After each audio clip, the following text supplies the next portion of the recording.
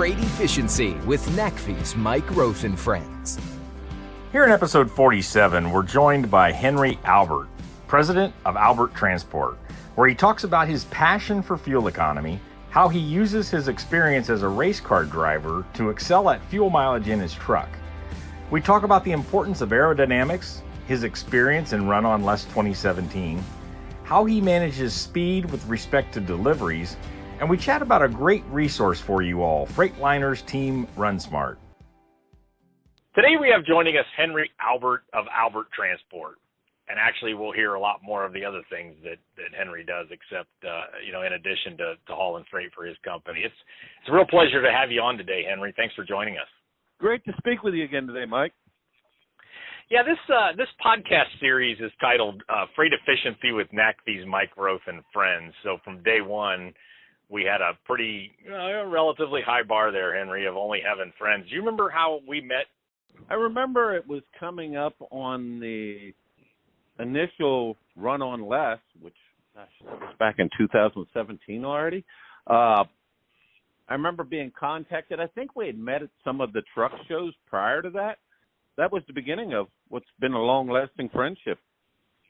Yeah, now it goes back a little farther than that. I remember I left Navistar in 2009, and when I was trying to figure out NACFE, what it could be, what it should be, I'm going to guess around 2013 we met, and then just had a few phone calls, and then it got serious with Run On Less. Let me ask you two questions. How did you start in trucking, Henry? And then what caused you to really get a passion for saving fuel? Well, the fuel started in trucking. The reality is, if you go back as far as my baby book, I liked anything with wheels. And really what I wanted to be was the railroad engineer. But when I came out of high school, railroads were on the decline in the Northeast, so that didn't happen. And trucks were always another interest, and next in line with having the most wheels, right? So chasing the fuel mileage side of it has always been, well, that's one of your major costs.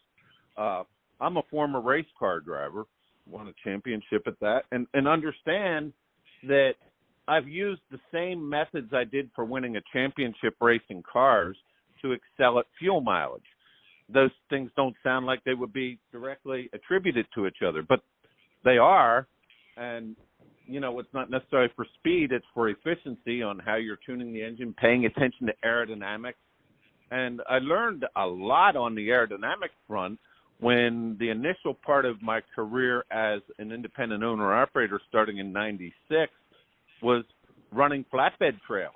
I could greatly affect my fuel mileage by how the load was loaded onto that open deck, and really started to get a really good idea of what the air was doing to the whole combination of my vehicle in regards to fuel mileage. My wife and I, many of you know, full-time RVers, and we bit the bullet, and we now have a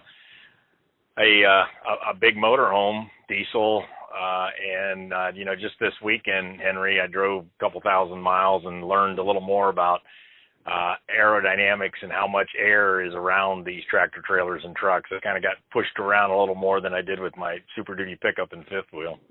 Traditionally, or not traditionally, but in many cases with company drivers and, private fleets and so forth, someone else buys the truck, specs the truck, and then it's sort of up to the driver to get the best out of the technologies or the equipment that he or she is given. And, there are incentive programs for company drivers where if they, do better than others in their fleet, they might get some more money in their paycheck.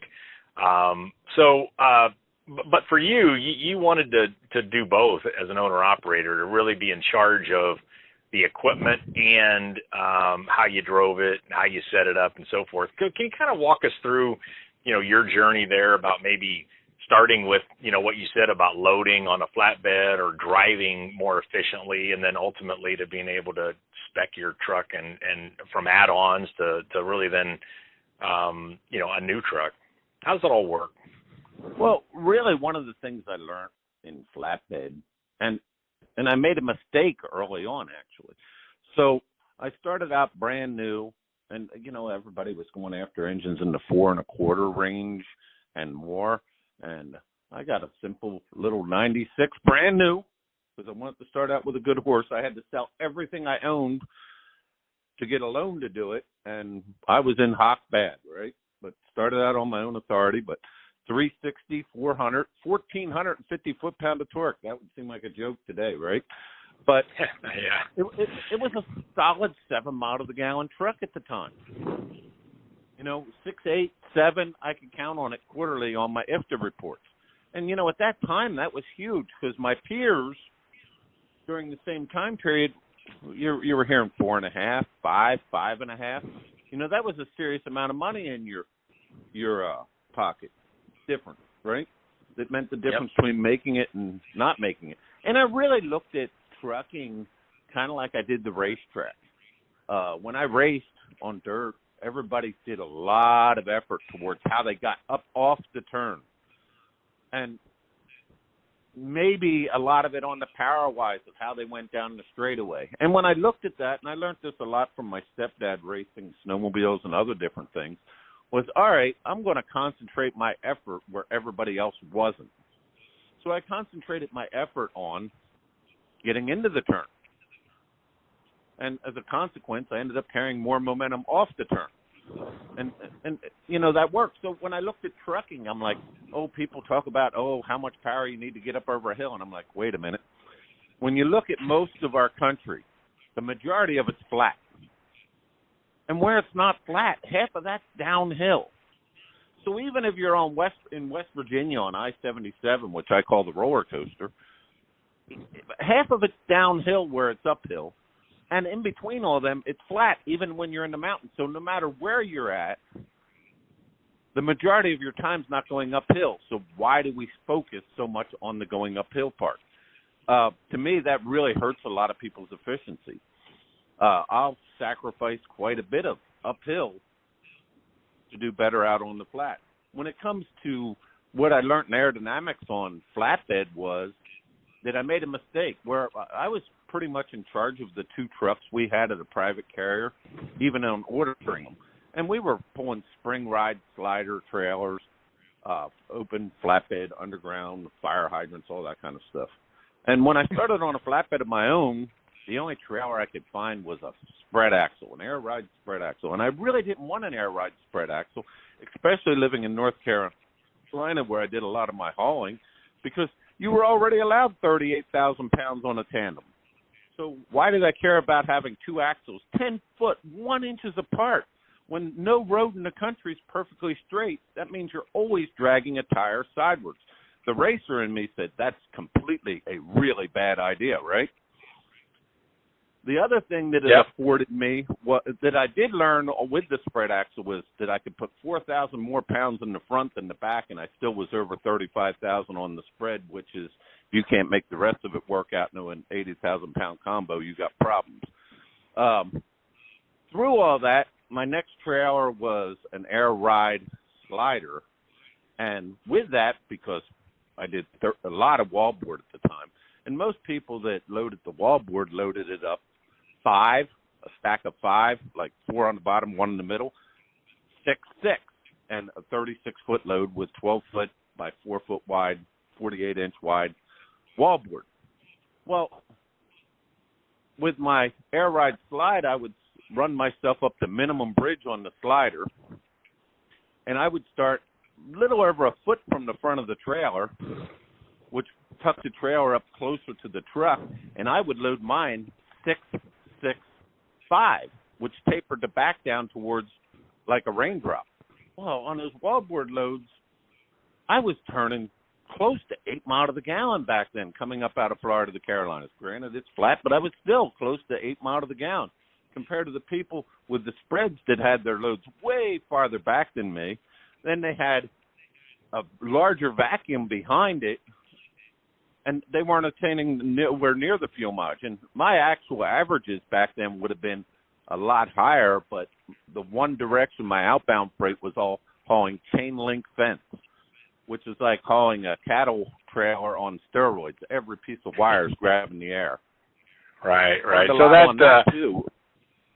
So basically repositioning that load on a flatbed is you were kind of mimicking on a dry van, just a very large tractor trailer gap, and tucking that load up as close to the tractor and gaining not only the somewhat of a benefit of a on the front end, but also that tail on the back end that you're talking about. Well, sure. Anyone knows that's involved, especially in NASCAR racing and at really any form, that why they came out with the fastback automobiles in the 60s, so that you didn't have that large vacuum on the back window. Study anything to do with the aerodynamics that went into the Superbird and the Daytona Special from the Mopar crowd, right? Made such a car that it ended up becoming illegal. But they had to change the whole rear window shape of a Charger to get rid of that vacuum. So, Henry, let's kind of fast forward a little bit to maybe, I don't know, the mid-2000s or something. Go back about 10 or 15 years, and you're still, you're really after the fuel efficiency, but in a world where, we're just starting to see fuel prices go up. So, I would imagine you were kind of just doing the work, saving money in your business, but as fuel went from $2 to $3 to $4 a gallon, everybody started working on fuel economy, and the greenhouse gas regulation started. NACFE shows up, right? So take us back to those times where you probably looked at that with some sort of, this isn't new. This is stuff I've been working on all over for a while, but really it became very important to fleets when fuel went from $25,000 a truck to $70,000 or more dollars a truck per year. It was nice being ahead of the curve. Already have learned a lot of what worked and didn't work, and probably the more rewarding part is people prior to that, if you were worrying about that real hard, looked at you like you had two heads. The fact that aerodynamics and running down that road of improved efficiency started to be, dare I say it, cool. Where before it just wasn't cool.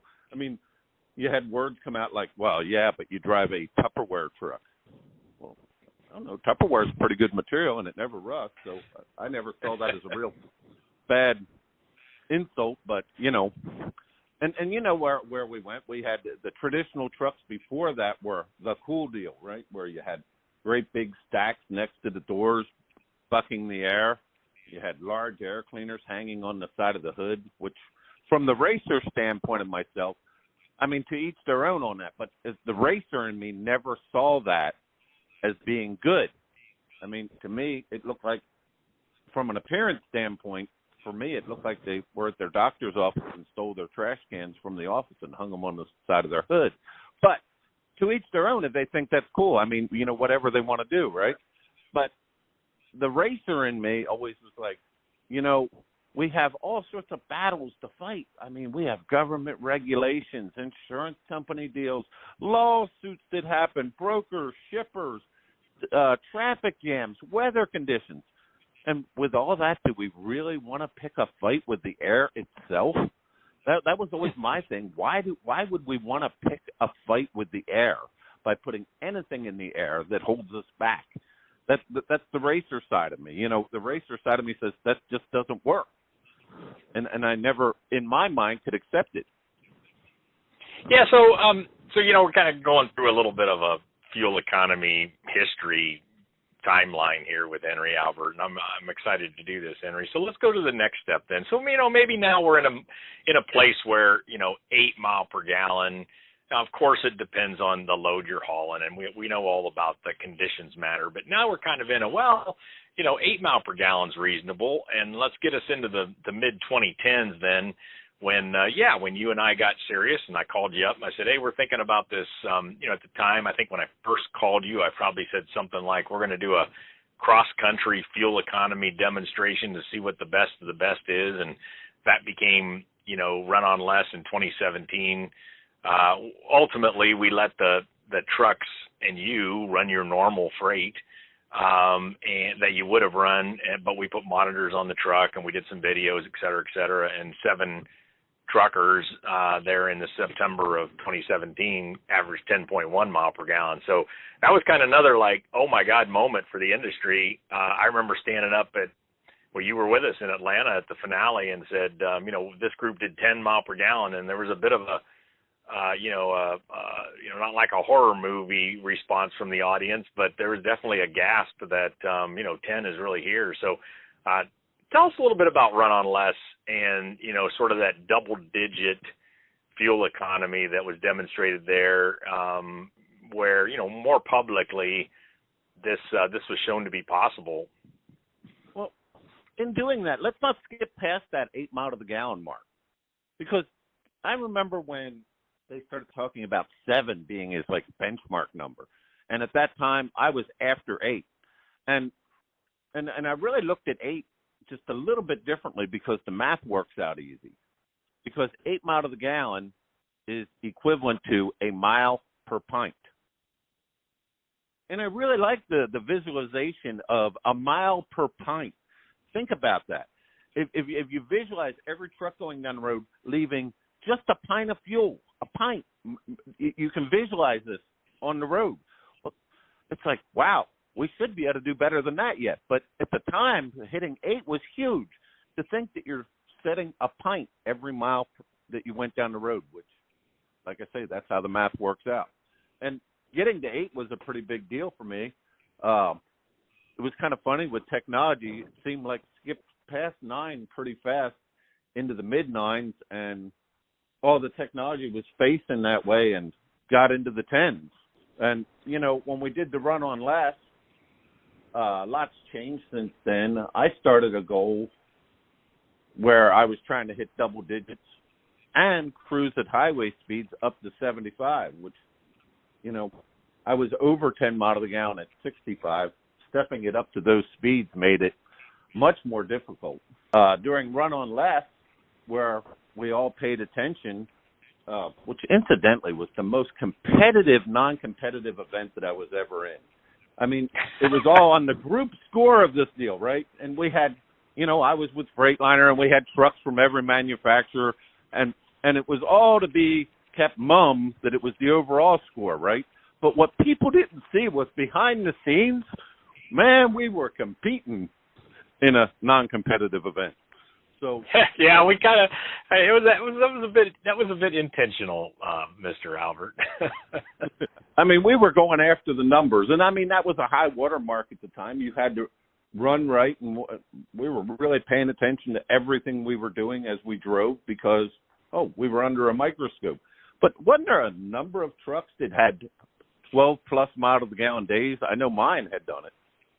Yeah, we definitely had some 12 mile per gallon days, and those were days where maybe you had maybe a little lighter in the box, a little tailwind, but also just because you said it a few minutes ago, I mean, it was 3 weeks where you all were completely on your game. I mean, you were doing everything with the equipment, no idling unless absolutely necessary, just good consciousness on the pedal all the time. Very impressive. I'll remember that forever. I know I will, because we had access to where we figured out where each other was, and every one of us was trying to one up the other one. Yeah. I remember you telling me that you didn't wash your truck for the 3 weeks because you didn't want to idle in a truck wash lane. I thought that was really interesting point in trying to save every drop of fuel during those 3 weeks. Well done, my friend. But let's talk about speed some. So, speed just kills fuel economy, and as you get up into the I always drive my RV at 63 or 64. I just stay in the right-hand lane. I find myself much more comfortable over there, and I can drive farther during the day because I'm not as tired, having to change lanes and pay attention to all of the, issues that changing lanes has. But you get up into the, from 63, let's call it, up into the 68 and then 73, then that just burns a lot of fuel, right? So, tell us about how you manage speed. Particularly, I'd be interested in, if you're not going to, why get to the truck stop early with your hours of service going fast if you don't need to? But some of those real world decisions you as a trucker make around speed every day. So in my case, I had a very unique situation happen. And I actually had experienced this years ago when I was flatbedding. My main customer was a chain link fence customer going outbound and wallboard coming back. And from the chain link customer, which was my outbound freight, I got to see all the freight they were going to have at the beginning of the week. And I had a pretty good idea. At this point in time, I was running either up to Jersey or to Florida. And depending on the combination that was available, I could throw an extra. I always did 2 turns unless it was a holiday.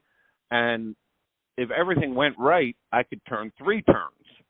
Well, if I saw 3 turns was possible, I'd start running right up against the speed limit and making sure everything happened right. And more often than not, I would turn round, which I couldn't make up with for fuel mileage. So I never drove faster than I needed to, but I drove fast enough to get the goals done. So I didn't put on. So you get people, it's all about rate or it's all about fuel mileage. No, it's all about all of it put together. Don't put blinders on that you can't see the other. But with that being said, the first moment that I got held up or anything changed that I wasn't going to be able to get that 3rd round in, which didn't happen that often when I saw the opportunity, I would immediately slow down to 60, 62 and take my good old time and sit over there in the right lane. Fast forward to today, my main route is from Laredo, Texas, where I live, to Charlotte, North Carolina. And it's 1,382 miles. And if I run the speed limit up to 75 all the way across Texas, 70 where it's 70, 60 where it's 60, 55 where it's 55, all the above, I can make it from here where I leave at Laredo, Texas, to Gulfport, Mississippi, 735 miles away, and have about 5 minutes left on my ELD. Yeah, that's a bit stressful, right? So then I leave there, and the rest of the trip, the bounce to Charlotte, 65, 70, a lot of it's 70. And if all goes right, the most I've ever had was an hour to spare on the total trip.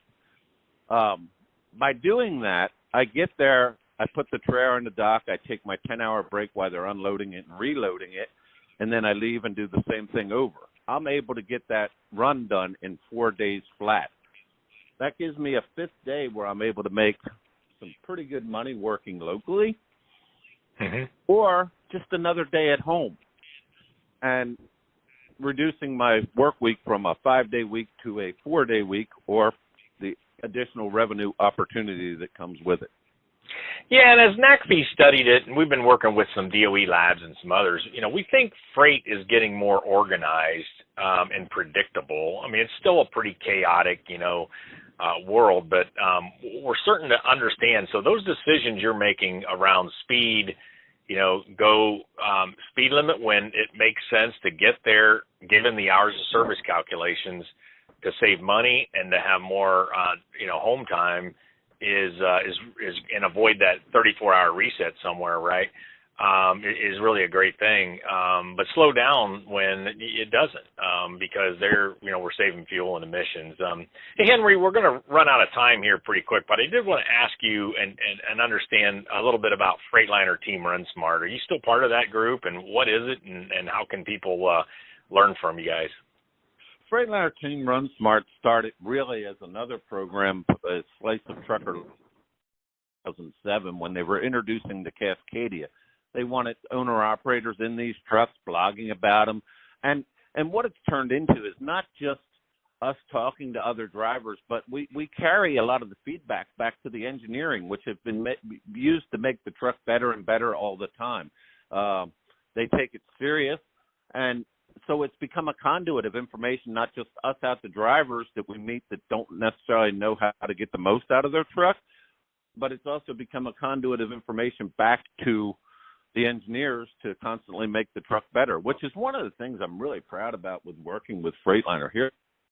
Their leader But when you get around the engineering side of it and how they're working, you would swear that they were in last place because they are not leaving any stone unturned. So it's been a real pleasure getting to work with them over the years and still continuing it. And you can find our blog at teamrunsmart.com.